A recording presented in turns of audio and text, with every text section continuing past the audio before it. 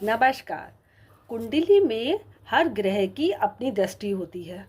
जैसे गुरु ग्रह की दृष्टि को बहुत अमृतमयी माना जाता है। लेकिन क्यों माना जाता है?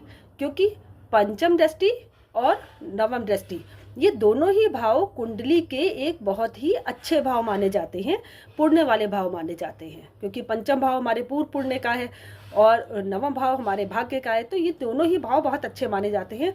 इसलिए इनकी पंचम और नवम दृष्टि भी अच्छी ही मानी जाती है। और मंगल की दृष्टि, तो मंगल की दृष्टि कौन कौन सी होती है? चौथी, सातवीं और आठवीं। तो चौथी दृष्टि को अच्छी माना जाता है। क्यों माना जाता है?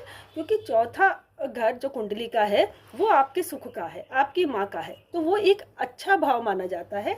इसीलिए मंगल की चौथी दृष्टि को अच्छा माना जाता है। और अष्टम दृष्टि, तो अष्टम दृष्टि को अच्छा नहीं माना जाता है, क्योंकि अष्टम भाव आपका क्या है?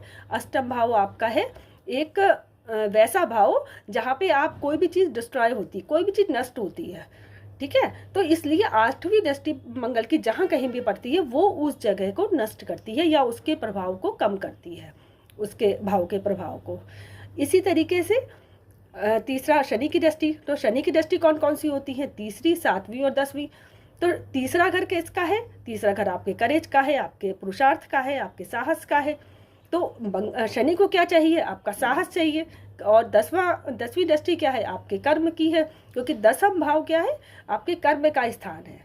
तो शनि की तीसरी दृष्टि जहाँ कहीं पे भी पड़ेगी वहाँ पे व्यक्ति काम करेगा, बहुत पुरुषार्थ करेगा। ऐसे ही 10वीं दृष्टि जहाँ पड़ेगी वहाँ पे उसे कर्म करना ही होगा, उसका वहाँ ना का तो सवाल ही नहीं उठता, उसको लगातार कर्म करना है।